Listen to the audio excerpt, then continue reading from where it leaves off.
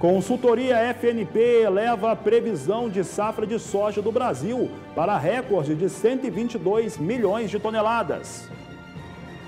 Colheita da safra 2018-2019 de café atinge 99,01% na Cochupé. Todas as informações sobre o simpósio sobre carne de qualidade na Expoinel 2018. E AgriBrasil vê importação de 1 milhão de toneladas de soja dos Estados Unidos pelo Brasil neste ano.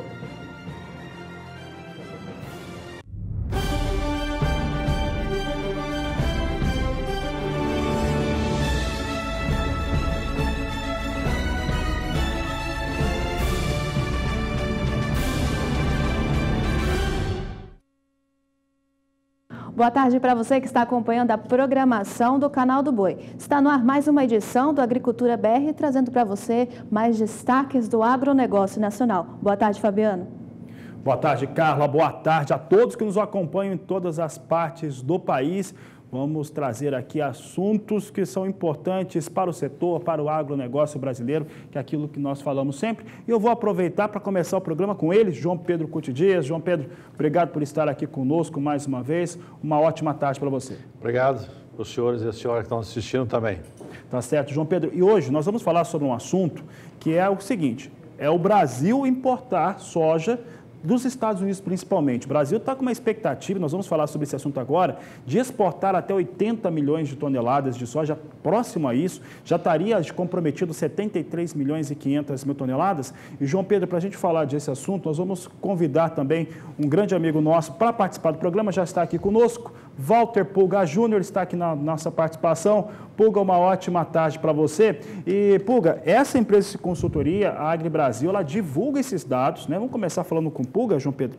Divulga esses dados, mostrando ali, matematicamente, por que o Brasil chega a 1 milhão e 250 mil toneladas de importação de soja e comprando soja norte-americana. Boa tarde. Boa tarde a você, boa tarde a todos. Olha, a AgriBrasil vê mesmo a importação de 1 milhão de toneladas de soja dos Estados Unidos pelos brasileiros este ano e uma exportação de 80 milhões de toneladas. Ou seja, a previsão da AgriBrasil é um aumento das nossas exportações, além do que já estava previsto. E mais do que isso, a necessidade de compra de uma parte da soja americana, já que, diante do que foi imposto pela China aos produtos americanos, há uma dificuldade para escoamento de soja dos Estados Unidos. Aliás, a soja americana e os americanos trabalham para aumentar o consumo ou aumentar as vendas para a Europa. Tudo isso leva a crer que nós teremos mesmo que importar mais de 1 milhão de toneladas de soja, como o noticiário destacava ontem. Aliás, a agência de notícia Reuters, né, explicava que o Brasil teria de importar 1 milhão de toneladas de soja que não estão vendendo quase nada para a China depois dessa guerra comercial, né? Implantou aí uma tarifa de 25% sobre a soja norte-americana. Agora, com uma safra recorde de soja sendo colhida nos Estados Unidos e o Brasil com estoques reduzidos, segundo a AgriBrasil, lógico, vendemos muito para a China também, o mercado tem especulado já há algum tempo sobre essas compras brasileiras. Esperar para conferir, mas a expectativa é de que tenhamos mesmo que comprar parte da soja americana, pelo menos para manter os estoques em níveis saudáveis aqui no Brasil. João Pedro também tem acompanhado a evolução desses negócios, não, Fabiano? É assim, Pulga. Pulga, você continua conosco. Pulga e João Pedro, eu calculava no começo do mês, quando a Conab trouxe os dados de levantamento de safra, eu calculei 3,4 dias de consumo garantidos no Brasil. É muito baixo, é o estoque mais baixo em termos de dias garantidos desde 2010.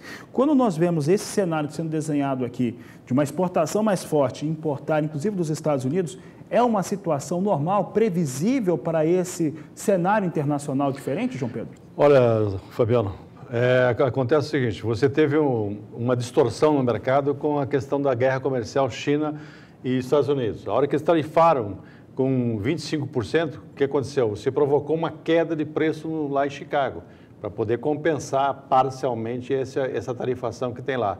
O Brasil entrou e aproveitou bem, porque ao contrário do Brasil, que nós tivemos um prêmio de 250 pontos, 240 pontos, depende do momento, prêmio muito bom no porto brasileiro. O Brasil exportou, nós temos nesse momento, até agosto, com 65 milhões de toneladas exportadas, 65 milhões. Esse mês de setembro, a média que foi divulgada essa semana projeta mais 4 milhões. Nós vamos chegar perto de 70 milhões de toneladas, nunca nós exportamos 70 milhões de toneladas, mas não é só grão, não. Se você olhar farelo, o aumento é significativo em farelo. Nós vamos aumentar de 14 milhões para quase 18 milhões de toneladas de farelo exportado. O próprio óleo também aumentou um pouco as exportações, ou seja, o complexo soja tem um aumento extremamente significativo nas exportações. A China precisa alguma coisa por volta de 100 milhões de toneladas, o Brasil vai fornecer para ela 55, 58, ela vai ter que ir no mercado buscar o resto. Ela está comprando da Ucrânia, do Canadá, do Paraguai, ela está pipocando as compras dela no mundo inteiro. É lógico, ela não pode botar todos os ovos numa cesta só. O Brasil, nesse ritmo, com um consumo interno de 45 milhões de toneladas, mais 70, vamos falar 75 milhões, que é um número um pouco mais conservador de exportação, nós estamos falando em 120 milhões de toneladas. É muita coisa. É muita soja. É mais do que a produção.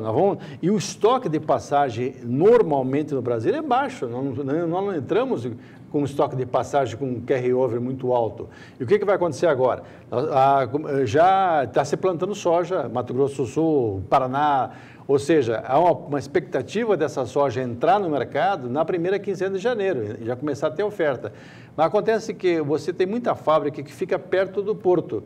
Nesse momento, com essa tarifação de frete no Brasil, com essa falta de grão, o preço do importado vai ficar mais competitivo do que o preço do ofertado no mercado interno brasileiro. É um bom negócio, vou perguntar agora para o Pulga também, mas antes vou mostrar esse gráfico, porque aparentemente é um bom negócio exportar nesse momento e melhor ainda importar dos Estados Unidos, paga algum prêmio no porto, no Golfo Americano, mas olha só, esse gráfico que está aqui na tela, vou explicar para o pessoal que está em casa, para o Pulga que está aqui conosco também, olha só, esse é um gráfico baseado nos números da AgriBrasil e também da Conab. O que a AgriBrasil está dizendo? Que serão 1.250.000 toneladas de soja importadas para a campanha 17-18. Dos Estados Unidos viriam 1 milhão de toneladas, do Paraguai 250.000 toneladas aqui na visão da AgriBrasil. Aí aqui utilizando os números oficiais de governo, Secretaria de Comércio Exterior, utilizando também o line-up dos portos e os números da Conab. Exportação de janeiro a agosto soma 65.900.000 toneladas, quase 66. Em setembro, a parcial já chegava a 4.100.000 toneladas.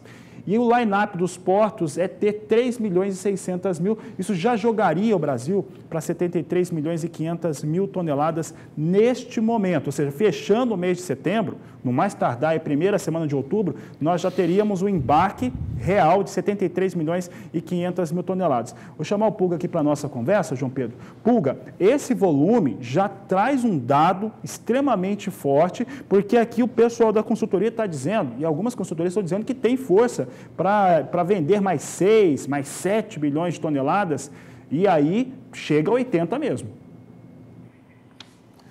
Deve se aproximar de 80, aliás, e superar e muito aquela previsão da ABIOV, né, da Associação Brasileira da Indústria de Óleos Vegetais. Aliás, o noticiário da agência de notícias Reuters destaca isso. A previsão da indústria brasileira de óleos vegetais apontava aí um volume de exportação, né, de 76.100.000 toneladas, o que já representaria um crescimento de quase 12% frente a 2017. Agora, o que ocorre é que há uma demanda maior por soja brasileira e isso traz os estoques que normalmente são muito curtos, como lembrou o nosso colega, né, João Pedro Cuti Dias, já são curtos no Brasil. Normalmente, o que se produz, se consome, né? Sobra muito pouco. Agora, deveríamos até mesmo importar um pouco para manter, pelo menos, um estoque razoável aqui. Aliás, os executivos da AgriBrasil, e isso o noticiário destaca, apostam numa revisão para cima da safra brasileira,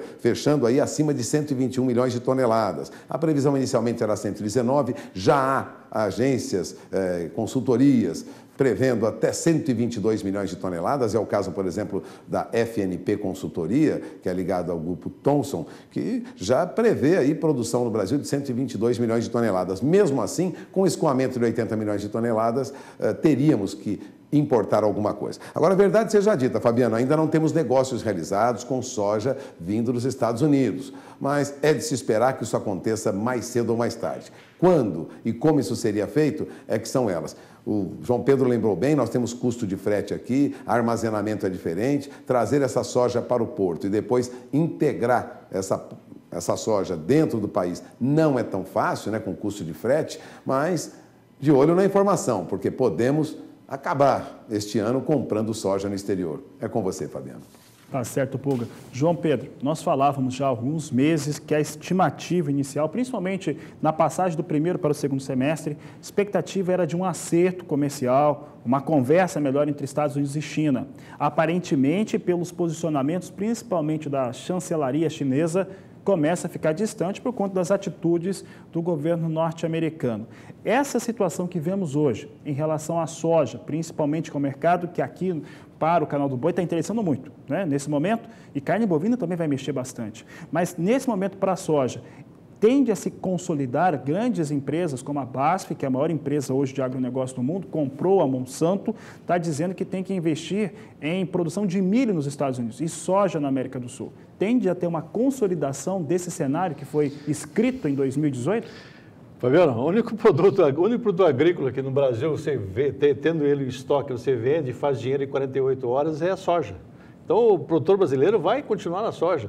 E ele tem um potencial, se você pegar a média nossa brasileira, de 55 sacos por hectare, ele tem 10 sacos a mais para botar mais, 10 sacos a mais por hectare, melhorando a sua tecnologia. Então, o Brasil tem tecnologia, nós tropicalizamos a soja, trouxemos de Santa Rosa, lá no Rio Grande do Sul, até o Amapá, estamos colhendo soja no segundo semestre, que é o Amapá. Então, o Brasil tem tudo. O mundo inteiro encara o Brasil como o grande fornecedor dessa proteína. Porque a soja hoje é o óleo vegetal mais barato para o ser humano e também a fonte proteica mais barata para alimentar suínos, aves, peixe, etc. Então, não tem problema, a soja tem espaço. O Brasil pode agregar 1,5 milhão, 2 milhões de hectares por ano? Pode. Por quê? Você tem uma área antropizada de 155 milhões de hectares de pastagem. Isso pode virar soja. E aqui hoje, com a tecnologia que nós temos, nós podemos fazer aquele solo misto, né, areia com formiga, virar área de soja. É possível com a tecnologia que nós temos. E se o Brasil avançar um pouco mais, olhar para frente, colocar irrigação e outras coisas mais, o Brasil pode tranquilamente chegar a 150 milhões de toneladas de soja, tranquilamente nos próximos 5, 6 anos. Basta que tenha rentabilidade para o produtor.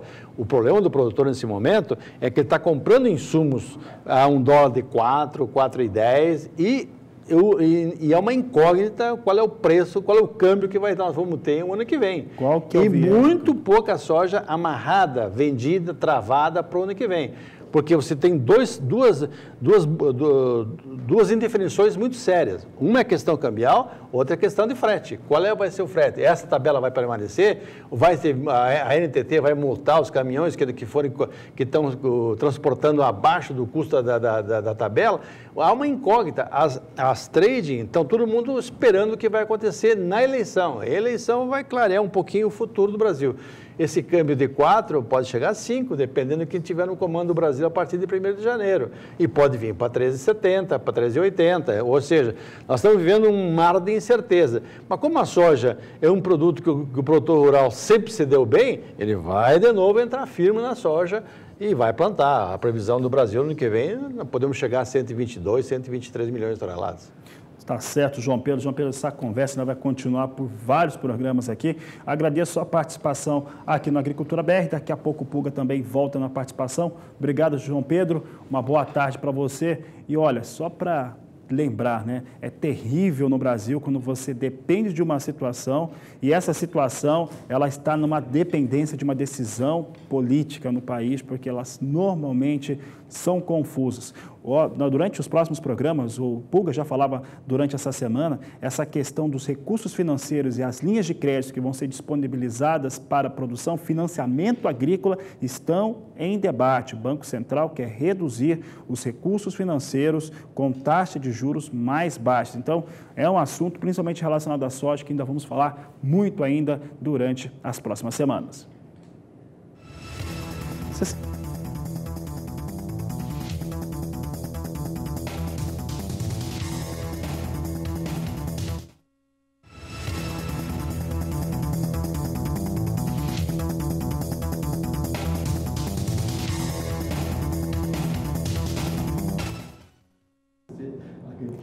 falávamos de soja, a soja é um dos principais insumos para a pecuária brasileira. E falando em pecuária, hoje na programação da Expo Enel 2018 terá um simpósio sobre a carne do Brasil, que vai debater a pecuária brasileira. A Expo Enel está em sua 47ª edição e é realizada em Uberaba, em Minas Gerais. E segue até domingo por lá. E nós vamos conversar agora com Luiz Crozara, que traz mais informações para a gente sobre a programação de lá da Expo Enel. Boa tarde, Luiz Crozara. Como está a programação aí? Seja bem-vindo.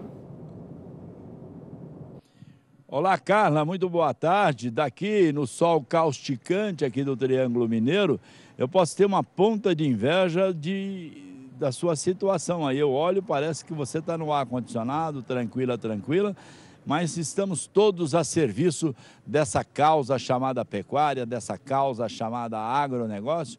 Estou muito feliz de poder participar várias vezes ao dia. Agora aqui no Agricultura BR, com essa audiência extraordinária, audiência monstro, diria eu, poder participar aqui com o Tadeu Rosa. O Tadeu Rosa, Carla, ele é diretor da Nelore, né?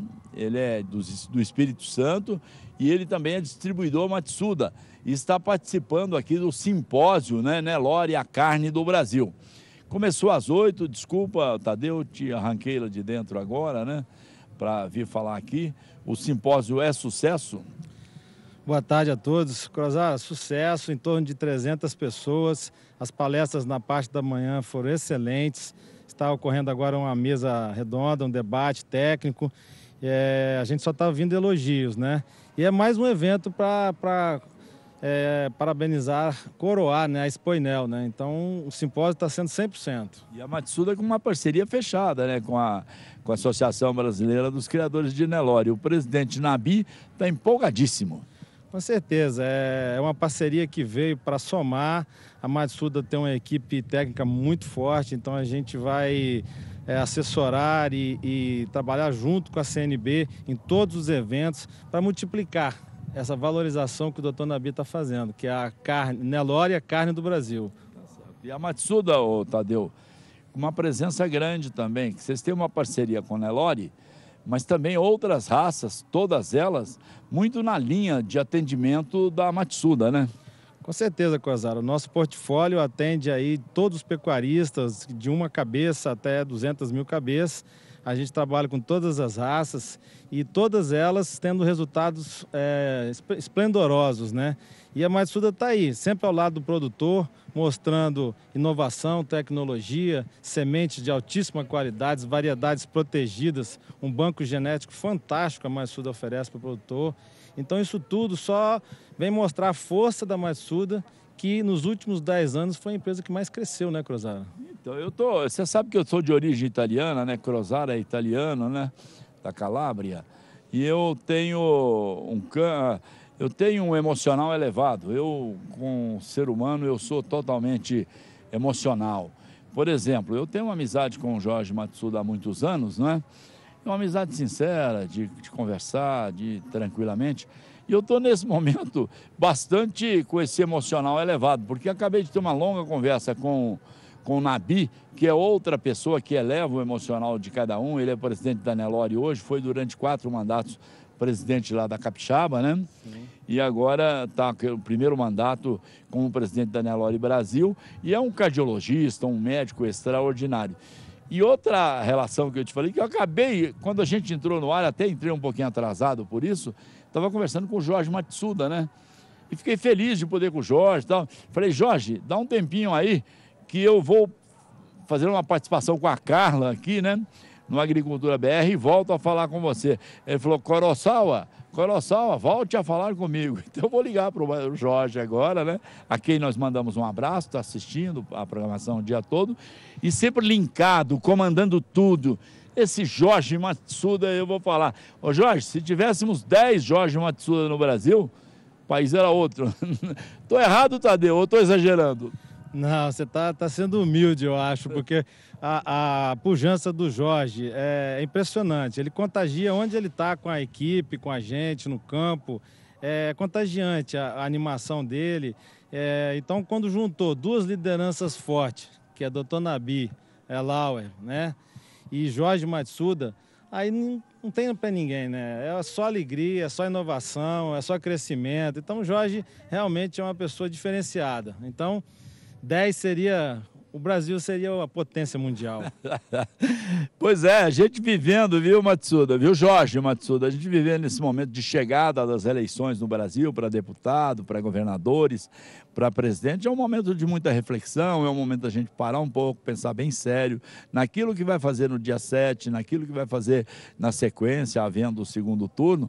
E essas cabeças do agronegócio que tem você, Jorge Matsuda, que tem no Cláudio Godoy, eu citaria nomes, mais nomes aqui agora, eu falei 10 Matsuda, né, mas eu citaria aqui centenas de nomes do agronegócio, como o doutor Nabi, essas pessoas todas. Eu vou te falar uma coisa, se a gente, nesse momento, começar a pensar no que tem que ser feito pelo futuro e essas cabeças do agronegócio que deve ser cada vez mais prestigiado, deve ser cada vez mais lembrado. Esperamos que o próximo presidente da República, que os próximos governadores de estado não fiquem aí usando as secretarias de agricultura, o Ministério da Agricultura como barganha política, entendendo que esse é o setor que mais produz no Brasil, né, Tadeu? Eu tenho certeza que Jorge Matsuda, Nabi, Cláudio, que eu citei aqui, todas essas pessoas pensam exatamente assim.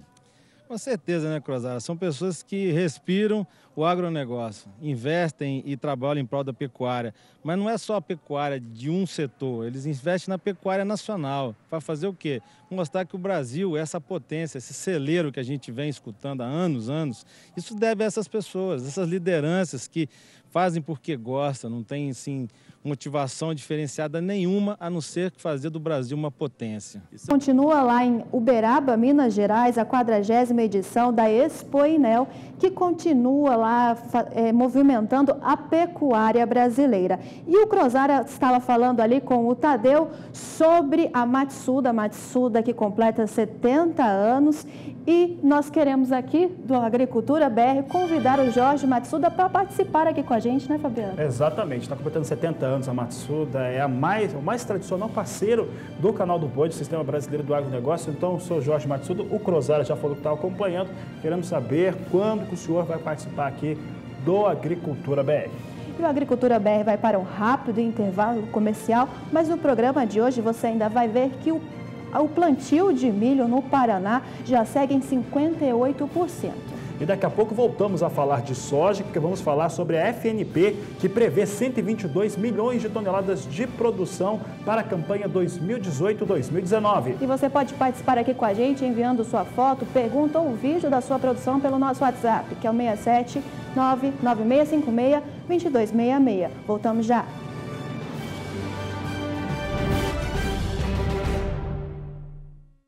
E o Agricultura BR volta a trazer em destaque agora a soja.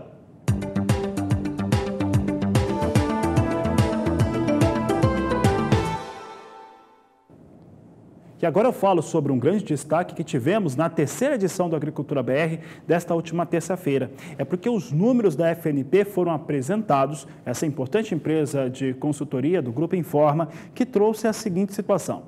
Uma expectativa, uma estimativa de produção para a campanha 2018-2019, 1 milhão de toneladas acima daquilo que previa no mês de agosto. Portanto, a FNP acredita que a produção brasileira na safra 2018-2019 deve chegar a 122 milhões de toneladas de soja. Mais do que isso, olha só, ela reduziu um pouco a área na que o Brasil vai ter a área de cultivo total para a oleaginosa nessa safra nova. E olha que a FNP é a consultoria que estima a área maior no Brasil. Ela cedeu de 36 milhões 450 mil hectares para 36 milhões e 200 mil hectares. Não deu para pegar tudo o que eu disse, mas agora a gente vai olhar no gráfico e fica mais fácil para entender. Está aqui na tela, aqui fica o resumo do que estava sendo dito agora sobre a FNP, produção 122 milhões de toneladas para a projeção de setembro da FNP, 1 milhão de toneladas a mais do que em agosto. E a área, com 36 milhões e 200 mil hectares, é a consultoria que estima a maior área no Brasil.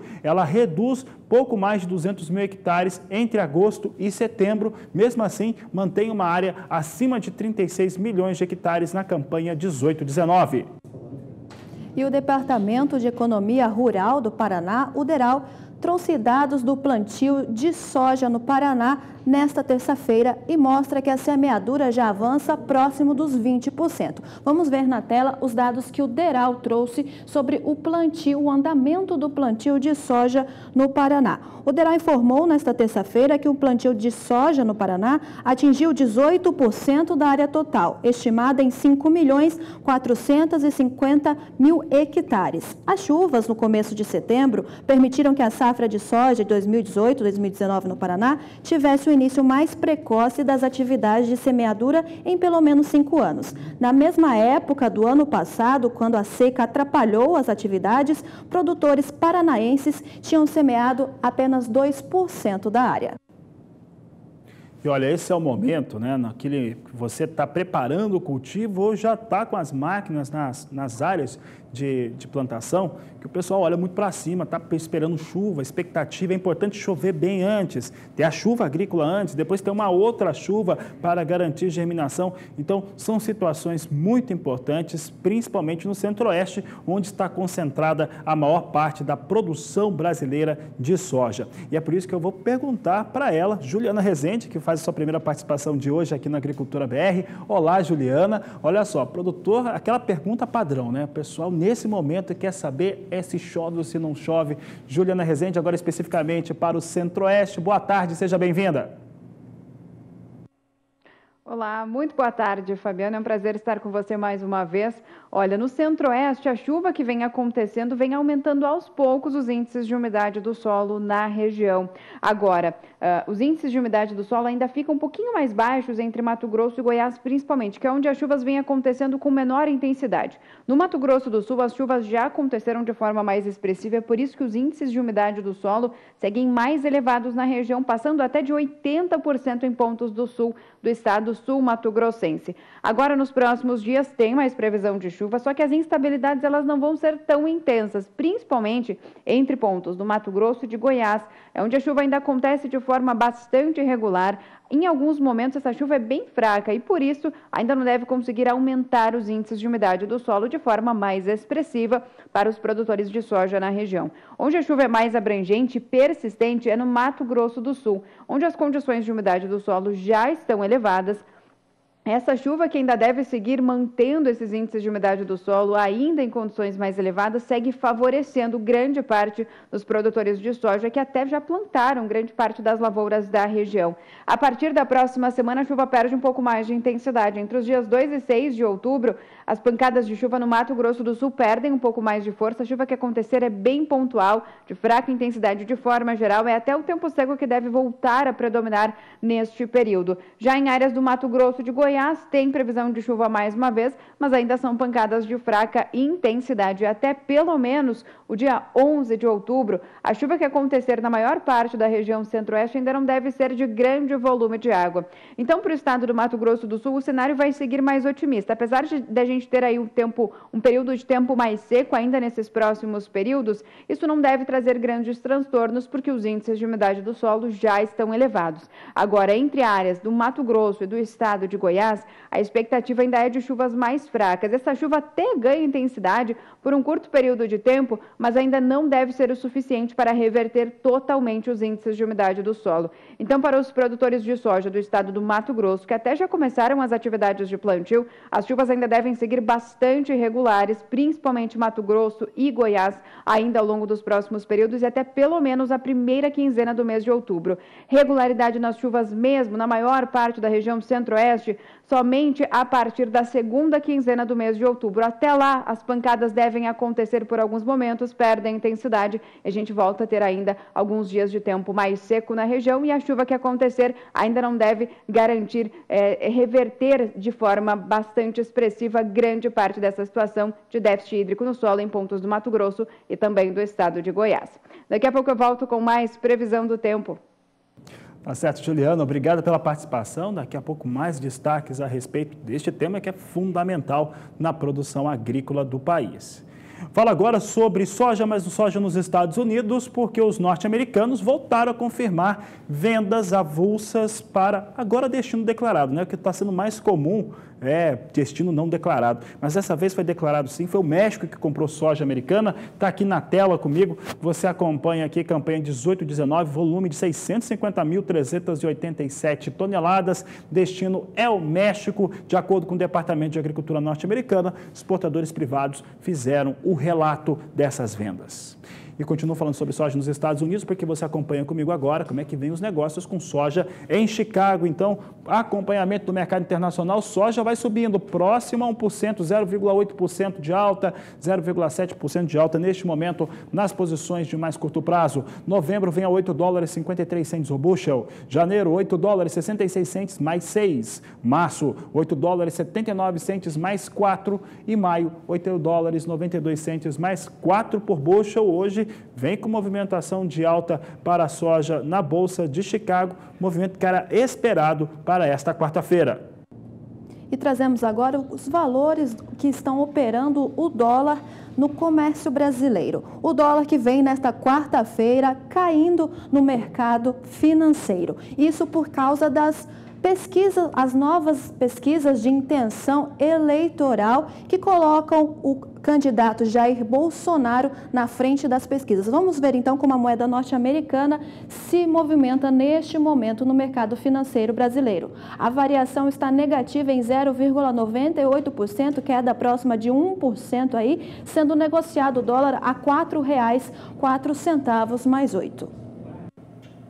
E o Agricultura BR agora continua falando sobre dólar. Esse é um assunto que eu vou tratar agora com Walter Pulga Júnior. Vou falar sobre dólar e vou falar sobre algo que eu estava adiantando com o João Pedro aqui também, Pulga, no final da nossa última participação, que são juros agrícolas, juros agora pós-controle, mas a gente explica isso daqui a pouco, porque a cara trazia aqui o dólar, né, o andamento da moeda norte-americana, influenciado pelas pesquisas internas para o período eleitoral. Pulga, boa tarde mais uma vez. Olha, o dólar realmente vai oscilar muito, mas nós temos um fator novo que provoca essa baixa do dólar. Independente das pesquisas eleitorais, nós temos agora uma entrada de recursos do exterior para a compra de papéis no Brasil. Isso traz, lógico, uma oferta maior de dólar no mercado. Por isso, essa baixa também. Agora há pouco, por volta de 11 horas e 15 minutos, na hora de Brasília, o dólar comercial já tinha uma queda de 0,42%, na faixa de R$ 4,06. Agora, já opera na faixa de R$ 4,04, com uma queda de quase 1%. Bom, dólar no mercado futuro para outubro também perde quase isso. Já era negociado agora há pouco no mercado futuro, o dólar, para outubro, a R$ 4,05 mais 65. E as taxas de juros também cedem um pouco. Então, o que nós temos é uma vinda de dólares, né? E, na sequência, lógico, uma movimentação em torno da campanha eleitoral, que, como nós sempre alertamos, vai provocar uma oscilação no dólar. Mas hoje é dia de baixa para o dólar, viu, Fabiano? E dia de baixa também para negócios futuros com juros. É com você. Financiamento agrícola, juros controlados, pós-controle, como é que funciona essa situação agora, Walter Pulga? Bom, o financiamento com juros pós-fixado, ou seja, cujo preço do dinheiro vai variar conforme a inflação, é uma proposta do governo federal. Essa nova modalidade de crédito foi a principal novidade do atual Plano Safra, anunciado agora em junho, né? Que entrou em vigor, lógico, a partir de 1º de julho. Bom, deveria começar a valer para os bancos empréstimos a juros pós-fixados, portanto, com variação ao longo do tempo, né, a partir de outubro. Mas o que ocorre agora é que o Conselho Monetário Nacional confirmou que ontem à noite, no início da noite de ontem, que os bancos terão mais 2 meses para implementar esse tipo de financiamento, né? Ou seja, ofertar crédito rural a taxas de juros pós-fixadas, atreladas à inflação nesta safra 2018-2019.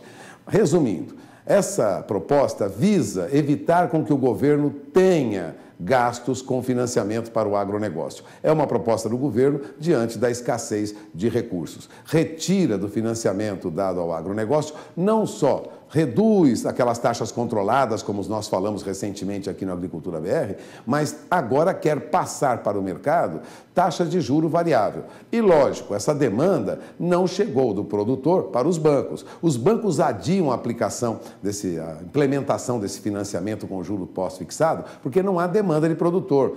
E é fácil de entender. O produtor vai trabalhar com o seu produto sem saber qual o juro que ele vai pagar lá na frente. Vai variar muito. A expectativa de inflação ainda é pequena, mas o que vai ocorrer nos próximos meses e nos próximos anos no país? Portanto, muito difícil de, vamos dizer, vingar essa proposta do governo. De qualquer maneira, é mais uma atitude do governo para reduzir o custo do subsídio a financiamento do agronegócio para o produtor e, com isso, diminuir suas despesas, né? Vai diminuir o custo desse dinheiro que ele faz.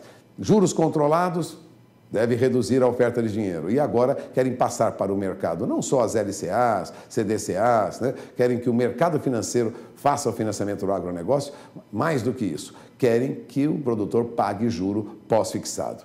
Muito difícil de vingar essa proposta, mas é uma insistência. O governo insiste nisso, deu prazo agora, não mais para outubro, mas para que os bancos implementem essa forma de financiamento a partir de dezembro. De olho na informação, produtor, dinheiro pode ficar muito mais caro lá na frente. Fabiano?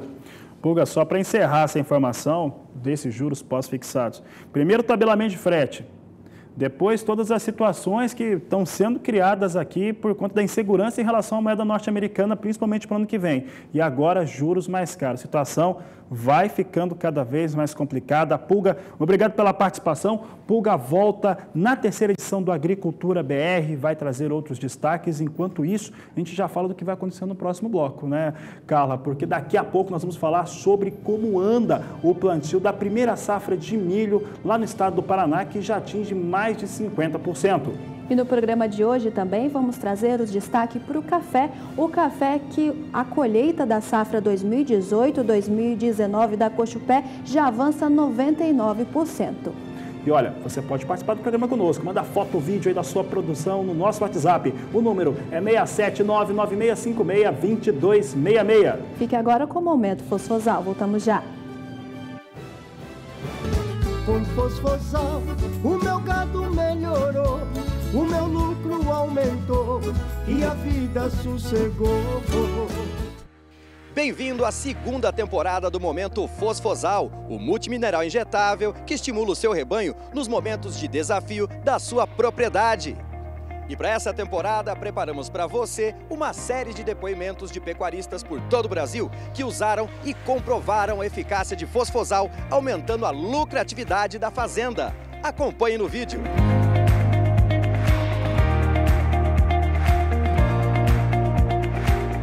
A gente faz na entrada do confinamento e também alguns bois que refugam coxo, que a gente vê que necessita, a gente tira para fora e faz novamente, faz outra dosagem. A gente vem vendo que os bois que foram usados, o ganho de peso é bem melhor, diminuiu o refúgio de coxo e vem tendo um desempenho bem melhor com o uso do Fosfosal.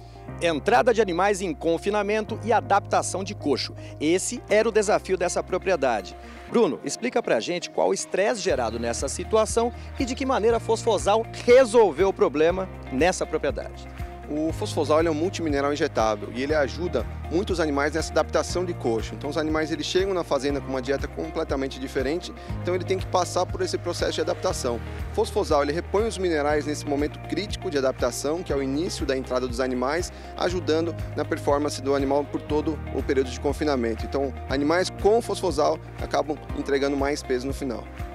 Obrigado! Aumente o score corporal do seu rebanho também. Peça agora Fosfosal. Ligue 0800 847 2222. Fosfosal, uma injeção de peso. Fosfosal, uma injeção de peso. Agricultura BR de volta e o destaque agora é para o milho.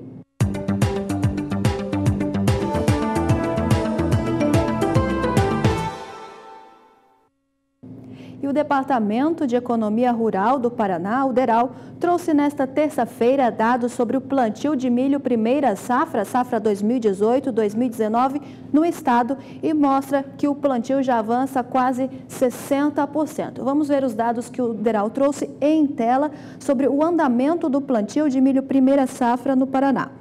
Segundo o DERAL, alcançou 58% do plantio de milho no estado do Paraná, dos 352 mil hectares estimados, e no igual período do ano passado, o plantio havia sido apenas de 16% da área total.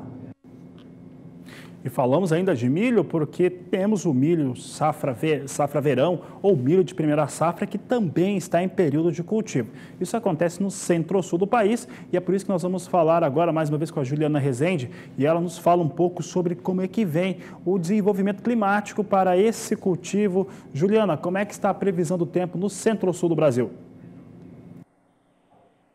Olha, Fabiano, no centro-sul do país a expectativa é de chuvas mais abrangentes, mas mais concentradas principalmente na região sul. Entre o Rio Grande do Sul até o Paraná é onde as chuvas vêm sendo mais expressivas, com maior volume de água, por isso a situação de umidade do solo segue bastante elevada nesses três estados. Em pontos do Mato Grosso do Sul e São Paulo, a umidade vem aumentando aos poucos. Agora nas áreas mais ao norte, entre Minas Gerais, Goiás e Mato Grosso, é onde a chuva vem alcançando essas áreas, mas de forma bem fraca. Por isso é que os índices de umidade seguem um pouquinho mais baixos. Para os próximos dias tem mais previsão de chuva abrangente. As instabilidades então agora se espalham por grande parte do centro-sul do país, ganham até um pouco mais de intensidade entre Minas Gerais, leste do estado de São Paulo, onde o volume fica um pouco mais elevado, e a chuva na região centro-oeste segue abrangente. Mas em alguns pontos essas pancadas seguem fracas, tanto que entre áreas do Mato Grosso e até Goiás, a chuva que acontecer é bem pontual e de fraca intensidade. Já nas áreas mais ao sul, principalmente o Rio Grande do Sul, a chuva já volta a ganhar intensidade mais uma vez nesses próximos dias. E até o dia 1º de outubro tem previsão de pancadas de forte intensidade no interior gaúcho, onde o volume de água pode até alcançar 50 milímetros. A partir da próxima semana, essa chuva no extremo sul do Brasil perde um pouco mais de força, já não tem risco para tantos transtornos. No Paraná, as pancadas também perdem intensidade, tanto que a chuva agora que acontecer é bem fraca e isolada entre o dia 2 até o dia 6 de outubro. E entre o sudeste e centro-oeste também. Vai ser uma semana de instabilidades perdendo força. A chuva que acontecer acaba sendo bastante pontual e mal distribuída. E até pelo menos meados do mês de outubro, dia 11, a chuva volta a avançar um pouco mais, mas ainda segue fraca entre o Paraná, Sudeste, Centro-Oeste também. Já na região Sul, mais uma semana de muita instabilidade e também pancadas ganhando força. Então, no Centro-Sul do país, a expectativa é de chuvas mais expressivas e com potencial para manter o solo com mais umidade, especialmente na região Sul. Já entre Sudeste e Centro-Oeste, a chuva começa a ganhar força aos poucos, mas ainda as próximas semanas vão ser de instabilidades muito irregulares, ou seja, ainda não é o melhor cenário para o plantio do milho em pontos do Sudeste e Centro-Oeste. Isso porque essa chuva ainda demora um pouquinho a se regularizar nessas áreas produtoras. Daqui a pouco eu volto com mais previsão do tempo. Obrigado, Juliana Rezende, ressaltando que nessa safra de verão 2018-2019 há uma ligeira elevação, pequena mesmo, 0,06% em relação à área ocupada com milho de verão, de acordo com a Conab. E é hora de falar em investimento. Você pensa em investir em uma cidade litorânea? Então veja na reportagem de Valdir Pacheco uma oportunidade para se investir em Maceió, em Alagoas.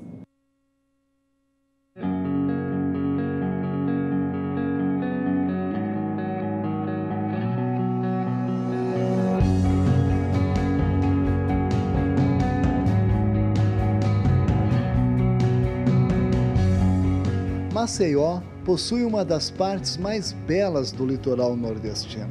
Inúmeros trechos da costa são protegidos por recifes que tornam o mar calmo. As águas costumam ser azuis ou esverdeadas o ano todo. Você já pensou em investir em Maceió? Então, aqui surge uma oportunidade para você empreender em Maceió. Basta apenas participar do leilão judicial num processo de execução desta área urbana de aproximadamente 3.584.600 metros quadrados, a menos de 5 quilômetros do aeroporto Zumbi dos Palmares, distante 20 quilômetros da capital Maceió.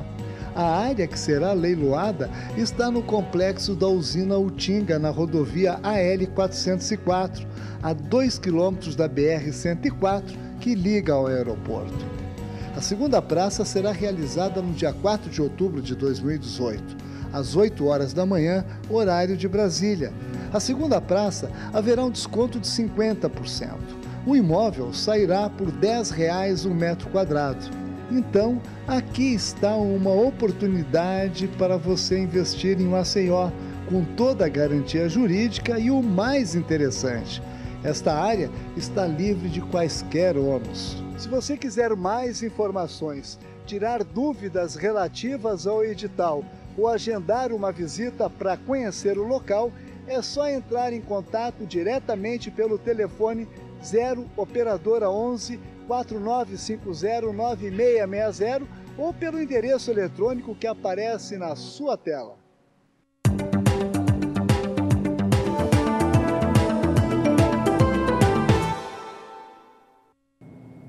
E a colheita do café nessa campanha 2018-2019 para a Cooperativa Regional dos Cafeicultores de Guaxupé, a Coxupé, atinge 99,01%. É isso mesmo, já está muito próximo do término. Nós acompanhamos aqui o que acontece nessa safra e o que acontecia na mesma situação, na mesma data no ano passado. Veja só que a temporada de 18-19, mesmo com uma produção maior, produtividade mais efetiva e produção maior, por conta da bianualidade que é positiva, chega a 99%, 99,01% para ser mais preciso, enquanto que no mesmo período do ano passado estava em 98,3%, é mais acelerada a colheita do café para os cooperados.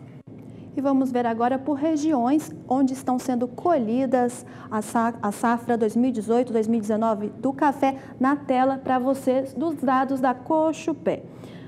Regionalmente, os trabalhos estão mais adiantados no sul de Minas Gerais, com 99,18%, seguido por São Paulo, com 99,18%, e Cerrado de Minas Gerais, 98,10%.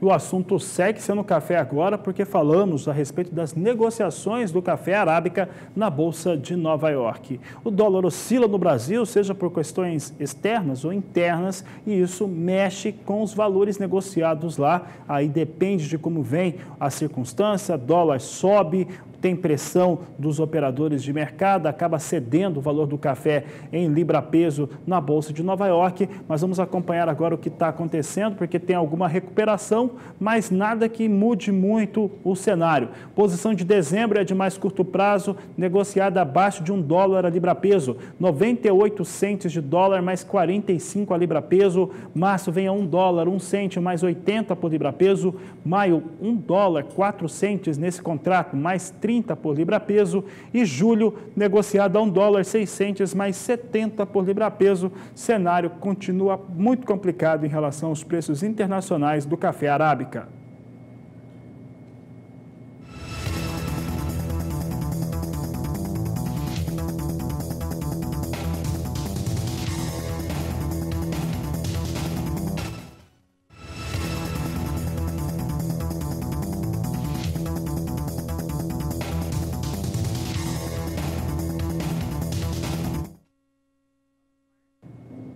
E daqui a pouco, no Agricultura BR, nós vamos saber tudo sobre a FENATRIGO, a Feira Nacional do Trigo, que discute, através de debate, as inovações para o cereal produzido no Brasil.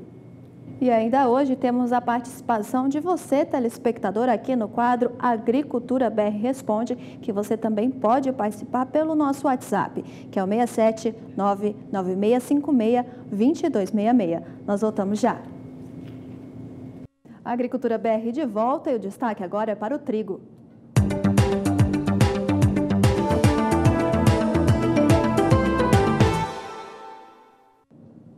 E o Departamento de Economia Rural do Paraná, o DERAL, trouxe dados nesta terça-feira sobre a colheita de trigo no estado e mostra que o ritmo está lento devido às chuvas que estão caindo lá no estado. Vamos ver os dados trazidos pelo DERAL nesta terça-feira. A colheita da safra de trigo projetada pelo departamento em 2.920.000 toneladas atingiu 20% da área semeada em ritmo mais lento do que o ano passado, por causa das chuvas. Na mesma época do ano passado, havia atingido 65% da área, com tempo seco favorecendo a colheita do trigo no estado.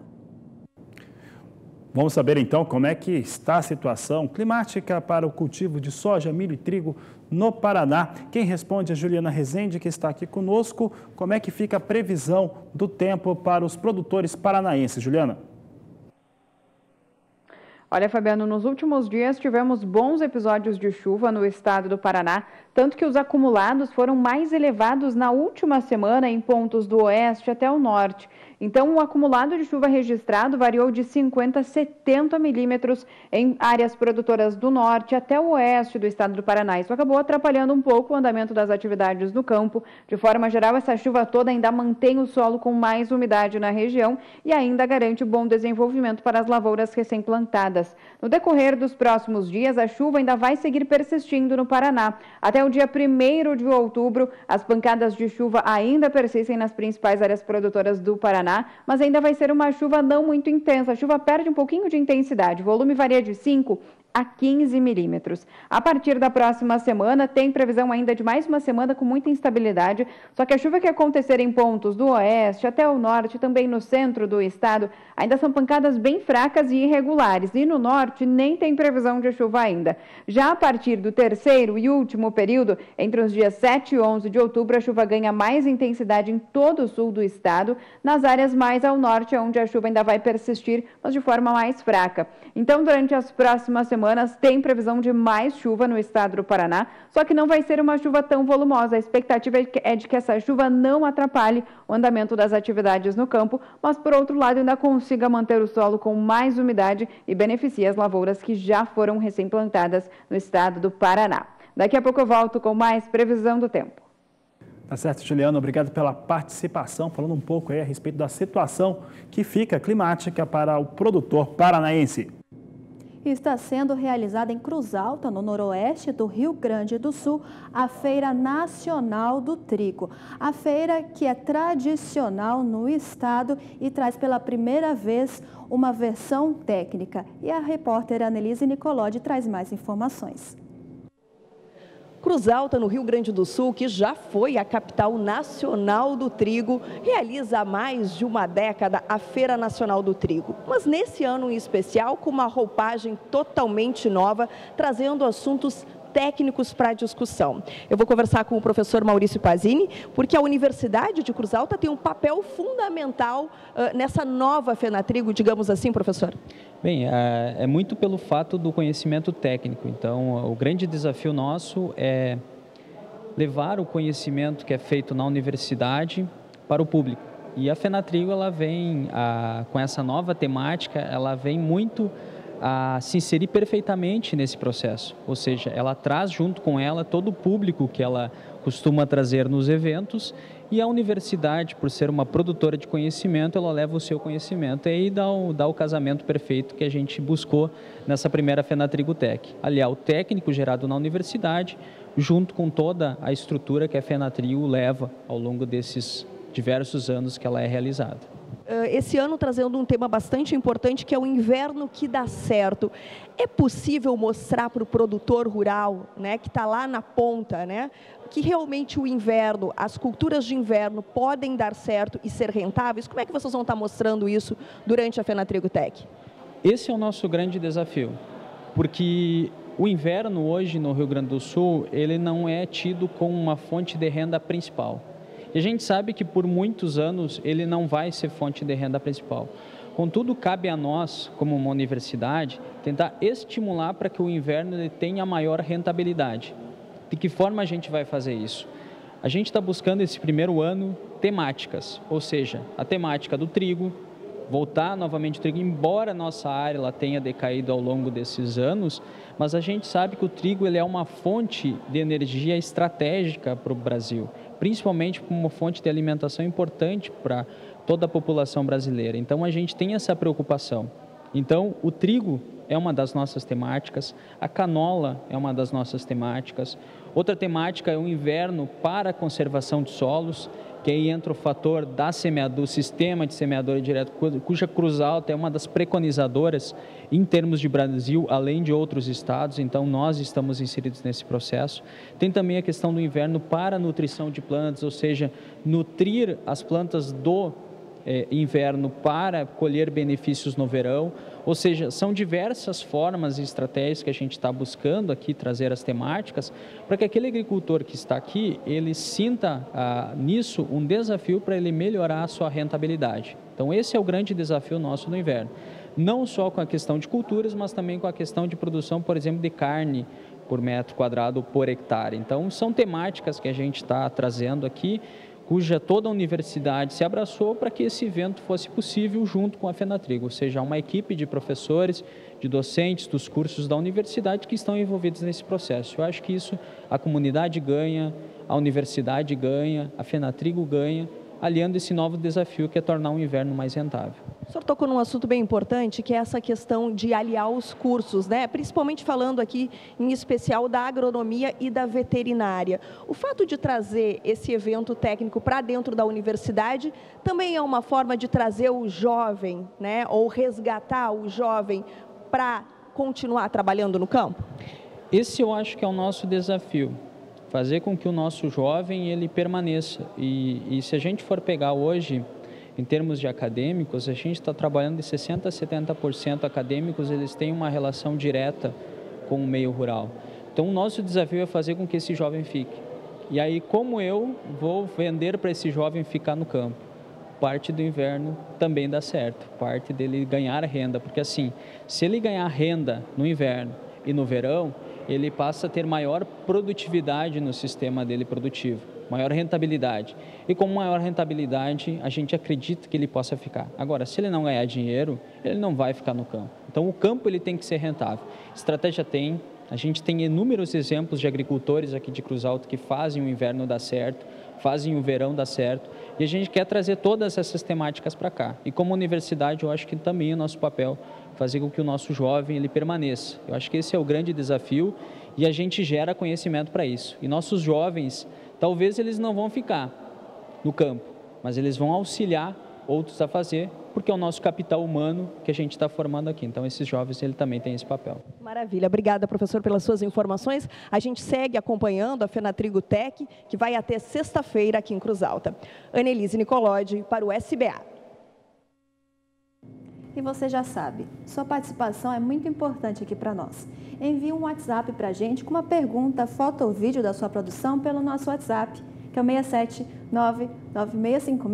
67996562266.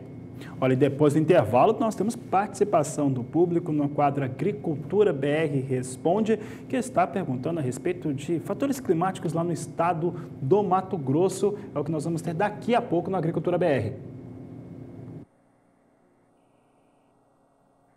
É isso mesmo, daqui a pouco eu volto, logo após o intervalo, com mais informações sobre previsão do tempo para as principais áreas produtoras.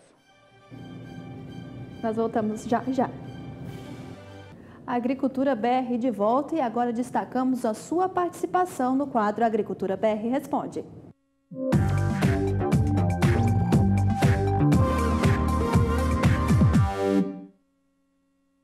Participação de hoje vem do interior do estado de Mato Grosso. Vamos saber quem está participando conosco. Nós temos aqui a participação do telespectador. Se o pessoal colocar na tela vai ficar mais fácil, né, Carla? Mas nós temos participação do interior do estado de Mato Grosso. O pessoal está questionando aqui questão do clima. Quem está participando hoje conosco é o Alisson Vailan e ele está perguntando a previsão do tempo para o município. Olha que nome interessante, de Feliz Natal. E será que vai chover? Será que não vai chover em Feliz Natal? Vamos ver com a Juliana Rezende. Juliana, o que podemos responder para o telespectador? Olha, Carla, na região do Mato Grosso e principalmente na região de Feliz Natal, a chuva vem acontecendo de forma bem irregular nesses últimos dias. Isso porque essa chuva do estado do Mato Grosso ainda segue de forma fraca e isolada. Agora, ao longo dos próximos períodos, tem previsão de chuva na região central do estado do Mato Grosso, justamente a região de Feliz Natal. Só que ainda é uma chuva bem fraca, isolada, pode ser que chova em um determinado ponto do município, pode ser que outras áreas ainda não recebam essa chuva, então por isso é uma chuva mal distribuída. Esse cenário ainda vai seguir persistindo até pelo menos o dia 6 de outubro. Tem previsão de instabilidades um pouco mais abrangentes no Mato Grosso, mas ainda é uma chuva bem fraca e isolada que não consegue aumentar as condições de umidade do solo. E até pelo menos o dia 11 de outubro, chuva bem fraca e isolada, pancadas mal distribuídas na região e irregulares também. Na região de Feliz Natal, como tem previsão dessas pancadas ainda de fraca intensidade, ainda ao longo desses próximos dias, o cenário vai seguir ainda desse ritmo de chuvas mais persistentes. Só que ao longo do mês de outubro, a gente pode ter um período de tempo mais seco, intercalado aí com pancadas de chuva de forma geral. Esse período de tempo mais seco, ele pode até ser um pouco mais longo e ficar entre 1 a 2 semanas sem pancadas de chuva. E aí, somente a partir do mês de novembro, essa chuva começa a se tornar mais regular na região de Feliz Natal, no estado do Mato Grosso. Então, de forma geral, até pelo menos a primeira quinzena do mês de novembro, as chuvas que acontecerem na região são irregulares. Ainda podemos ter períodos de tempo mais seco e somente a regularidade das chuvas deve acontecer a partir da segunda quinzena do mês de novembro, na região de Feliz Natal, no estado do Mato Grosso. Hoje encerro por aqui a minha participação. Amanhã eu volto com mais previsão para as principais áreas produtoras do país. Até lá!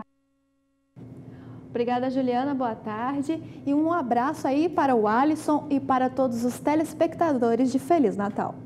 No Mato Grosso, no geral, daqui a pouco nós vamos voltar, nós vamos para o intervalo de novo e daqui a pouco voltamos com as últimas informações do mercado da soja. Fique conosco, voltamos já.